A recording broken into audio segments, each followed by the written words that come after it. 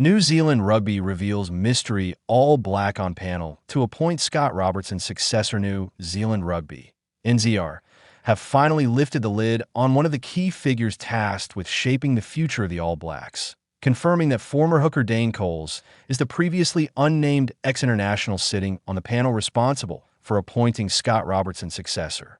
The revelation brings clarity to a process that has been surrounded by intrigue since Robertson's shock departure last month, a decision that sent ripples through the global rugby community and plunged New Zealand Rugby into one of its most significant periods of transition in the professional era. With the application window now officially closed and interviews set to begin, NZR's confirmation marks a critical step forward in determining who will lead the All Blacks into the next phase of their history. The appointment panel comes into focus following Robertson's exit. NZR announced that a four-person panel would oversee the selection process before making a recommendation to the full board. That group was initially confirmed as Keven Mealamu, former All Blacks hooker and current NZR board member Don Tricker, former NZR head of high performance Steve Lancaster, acting NZR chief executive, one recently retired former All Black, whose identity was withheld when Lancaster fronted the media shortly after the announcement. He declined to name the final member, stating only that it was a recently retired player with deep insight into the modern professional game. That mystery has now been resolved, with NZR confirming that Dane Coles will complete the panel. Dane Coles, a modern All Blacks voice. Coles' inclusion is significant on multiple levels. The 39-year-old was one of the most influential All Blacks of the past decade, earning 90 test caps between 2012 and 2023 and redefining expectations of what a hooker could bring in the modern game. Dynamic, confrontational, and fiercely competitive, Coles was as much a tone setter as he was a technician at Super Rugby level. He was a cornerstone of the Hurricanes, making more than 140 appearances and playing a central role in their maiden title in 2016. His leadership and edge were widely credited as key elements of that side's success. Coles retired following the most recent Rugby World Cup, bringing an end to a career that spanned more than a decade at the top of the game. His proximity to the current playing group and understanding of modern player expectations is viewed as a crucial asset in the appointment process. Why Coles' voice matters. By selecting Coles, NZR appear intent on ensuring that the player perspective is not just represented, but central in determining the next All Blacks head coach. Unlike former players whose retirements sit further in the past, Coles has experienced the pressures, scrutiny, and evolution of international rugby in its most intense modern form. He played through law changes, global calendar congestion, increasing media exposure, and the growing influence of player welfare concerns. His presence alongside Mealamu, another former hooker but from a different era, creates an interesting balance between tradition and modernity. Together, they bring over 200 test caps worth of lived All Blacks experience to the table. The process? What happens next? NZ Rugby have also confirmed that the application window has officially closed, with the next stage of the process now underway. The appointment panel will conduct interviews with shortlisted candidates before making a recommendation to the NZR board, which will then make the final decision. While the panel carries significant influence, the ultimate authority rests with the board. Importantly, NZR have not placed a public deadline on when the appointment will be announced, signaling a desire to prioritize thoroughness over speed. Strict criteria narrow the field from the outset. NZR made it clear that the search for Robertson's successor would be tightly focused. Applicants must be New Zealanders, have previous international head coaching experience. The criteria immediately ruled out a number of prominent domestic coaches and sharply reduced the candidate pool. While the approach has been praised by some for maintaining the All Blacks' identity and institutional knowledge, it has also attracted criticism for limiting innovation and external perspectives.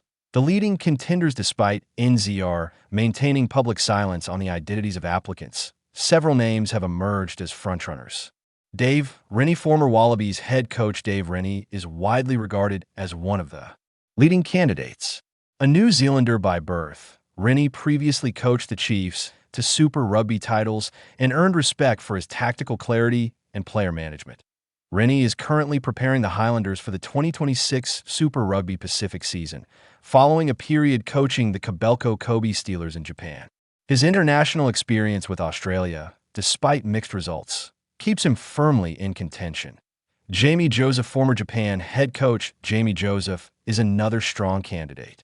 Joseph's transformation of Japan into a competitive, fearless test side earned global admiration, particularly following their performances at the 2019 and 2023 Rugby World Cups.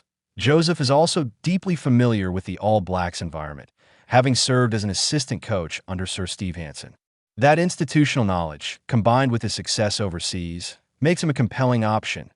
Notably, neither Rennie nor Joseph has publicly confirmed their interest in the role. Former All Blacks coaches approach. Perhaps the most intriguing development has been reports that NZR have approached former All Blacks head coaches Sir Steve Hansen and Ian Foster about the vacancy. Foster initially suggested he did not expect to be contacted, telling DSBN's Martin Devlin as much. However, the New Zealand Herald later reported that both Foster and Hansen were indeed approached, either directly or through representatives.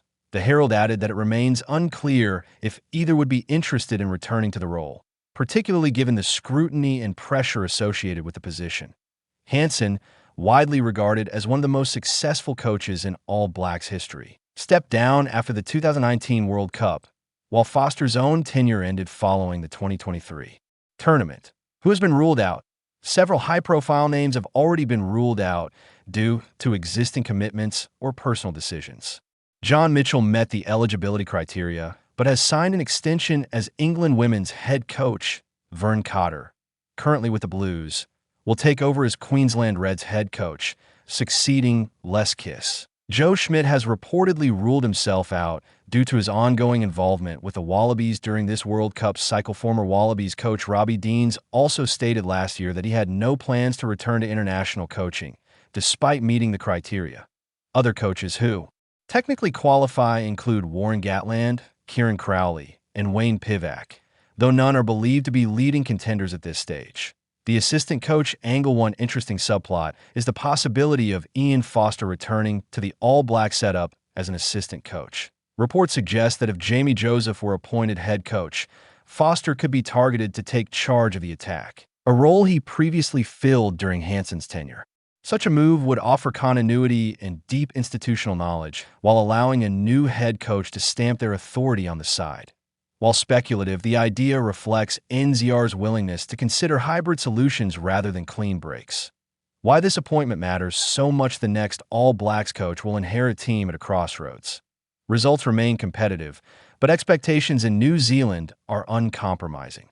The coach will be tasked with rebuilding trust after Robertson's abrupt exit, navigating player power debates, integrating emerging talent, and preparing for a nation's championship and a Rugby World Cup in 2027. The inclusion of Dane Coles on the appointment panel signals that NZR want a coach who understands modern players, modern pressures, and modern rugby. Not just legacy and tradition. In rush. No deadline. NZR have made it clear there is no fixed timeline for the final decision. While fans and media may clamor for clarity, the governing body appears determined to take the time required to get the appointment right. Given the stakes, few within New Zealand Rugby would argue against that approach. With the mystery of the final panel member now resolved, the focus shifts fully to the candidates and to the decision that will shape the All Blacks' future for years to come. One thing is certain. With Dane Coles now in the room, the voice of the modern All Black will be heard, loud and clear.